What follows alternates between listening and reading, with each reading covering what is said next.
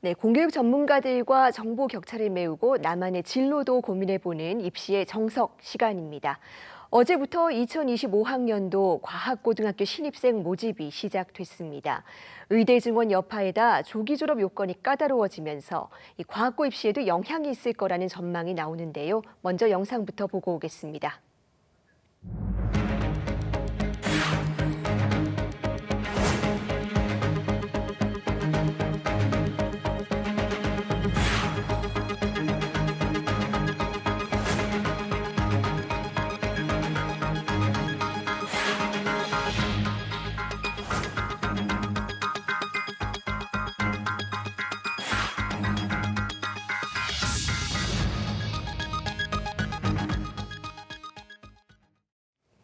네, 올해 고등학교 입시의 주요 특징, 서울 경신고등학교 김창목 선생님과 자세히 살펴봅니다. 선생님 어서 오세요. 안녕하십니까. 네, 아무래도 이 고입은 평준화로 운영하는 지역이 많다 보니까 상대적으로 조금은 생소하게 느껴지는데 구체적으로 어떤 전형들이 있습니까? 네, 고등학교 입학 전형은 선발 시기에 따라서 전기고등학교와 후기고등학교로 나뉘게 됩니다. 전기고에는 영재학교와 과학계열 그리고 예술계열 특목고 등이 있고요. 후기고에는 보통 우리가 이야기하는 일반고 그리고 국제고, 외고 등의 특목고가 여기에 속합니다. 또 선발 방식에 따라서 교육감 선발과 학교장 선발로도 구분되는데요.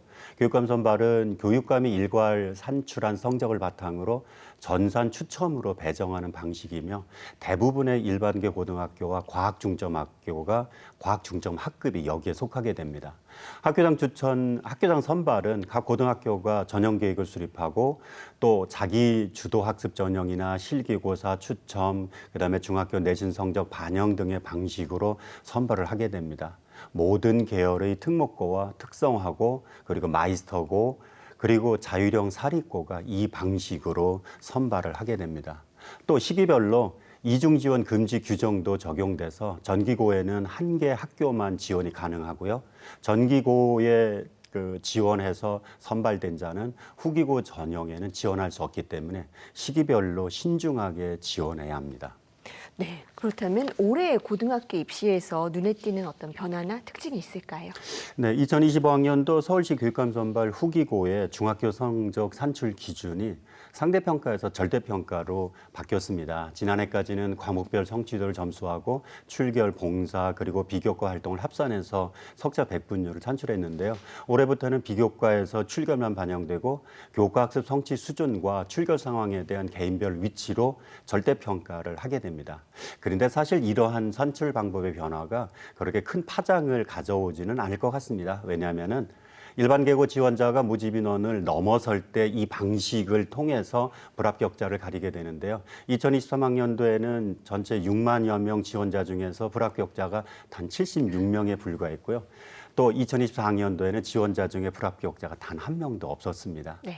올해 고등학교 입시에서 달라진 또 다른 특징은 국제고, 외고, 자사고 등의 사회통합전형 지원자 수가 모집 전형에 미달할 경우에 그 미달 인원의 50%를 일반 전형으로 선발할 수 있게 되었다는 점입니다. 그동안 사회통합전형에서는 미달 인원이 상당수 있어 왔는데요.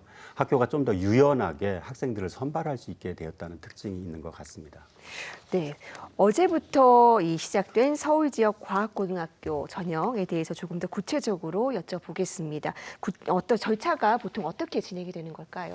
예, 과학고는 창의적 과학 인재를 육성하기 위해서 만들어진 특수목적 고등학교입니다. 서류평가와 면접 전반에서 수학과학 기본 개념을 기반으로 심도 있게 평가를 하는 것이니만큼 수학과 과학에 대한 관심과 역량이 있는 학생들이 당연히 지원해야 되겠죠. 올해 과학고 입시 일정을 살펴보면 대략 8월 말부터 9월 초에 원서 접수를 받아서 9월과 10월에 각 학교별로 전형을 실시하고 11월 말경에 최종 합격자를 발표하게 됩니다. 올해 전국 17개 시도 20개 과학고등학교에서는 1,642명을 선발하게 되는데요. 이는 지난해보다 4명이 늘어난 인원입니다. 일반 전형으로 1,310명, 그리고 사회통합 전형으로 329명을 선발합니다. 과학고는 광역 단위 선발을 원칙으로 하고 있어서 학생이 거주하고 있는 지역 내 과학고에 지원할 수 있습니다. 다른 전기고와는 동시 지원이 불가하지만은 영재학교와는 이중 지원해도 상관은 없습니다. 네, 그렇다면 가장 중요한 요소는 뭐라고 볼 수 있을까요? 과학고의 자기소개서는 다른 어떤 학교보다 입시에서 큰 영향력을 갖고 있습니다. 학교에 따라 다르지만 평균 30분 내외의 면담이 진행되는데 자기소개서를 바탕으로 수학과 과학의 탐구 역량을 확인하기 때문이죠.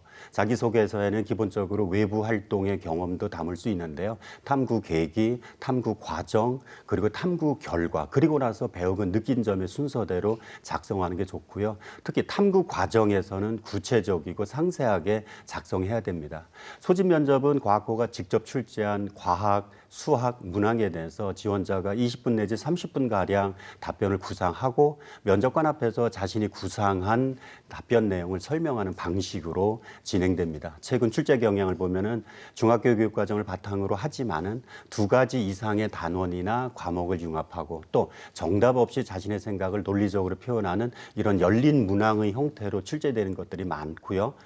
실험을 설계하거나 제시문의 정보를 바탕으로 문제를 해결하는 유형도 출제되고 있습니다. 따라서 학교별 기출문제 분석을 통해서 문제 유형을 파악하는 것이 매우 중요하다고 생각합니다. 네, 올해는 의대 증원, 여기에 조기 졸업 여건에도 변화가 생겨서 과학고 인기가 조금은 감소할지도 모르겠다, 뭐 이런 전망도 있습니다. 여기에 대해서는 어떻게 보시는지요? 사실 올해 2025학년도부터 전국적으로 의대 지원이 대폭 증가하고 또 과학고 졸업생이 이공계열이 아닌 의대 진학하는 경우에 장학금 환수 규정 같은 것들이 적용되고 있어서 과학고 선호도가 혹시 떨어지지 않을까 이렇게 일부는 예상하고 있는데요. 물론 결과는 뚜껑을 열어봐야 알겠죠. 그렇지만은 올해 메디컬 열풍과 의대 증원 때문에 이 영재 학교의 경쟁률이 낮아질 걸로 예상을 했습니다. 근데 지난 5월 말에 접수가 끝난 8개 영재 학교의 경쟁률을 비교해 보면은 오히려 이전 연도보다 조금 소폭 상승한 결과를 가져왔습니다. 그래서 한국과학영재학교를 제외한 7개 학교 경쟁률을 보면은 전년도 6.09대 1보다 소폭 상승한 6.17대 1이었습니다. 또한 지난 3년간의 전국 20개 과학고 경쟁률을 비교해 보면은 해마다 조금씩 경쟁률이 상승해 온 것을 볼 수 있었습니다. 이는 아마도 정부의 첨단학과 지원이 확대되고 또 이공계열 진학 선호도가 높아지면서 나타나는 현상이 아닐까 이렇게 추정이 됩니다. 2028학년도에 대입해서 과학고가 그렇게 불리할 게 없다라고 하는 점, 또 재수나 반수를 통해서도 의대 도전이 가능하다라고 하는 이런 여러 가지 요인들이 과학고 그 선호도를 떨어뜨리지는 않을 것 같습니다. 아마도 올해도 영재학교처럼 소폭이나마 경쟁률이 상승하지 않을까 이렇게 추정을 해봅니다.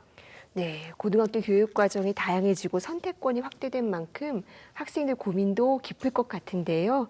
역시 가장 중요한 건 아무래도 또 꿈과 적성이겠죠. 차분히 잘 준비해서 모두 원하는 진로를 향해 나아가길 바라겠습니다. 선생님, 오늘 말씀 고맙습니다.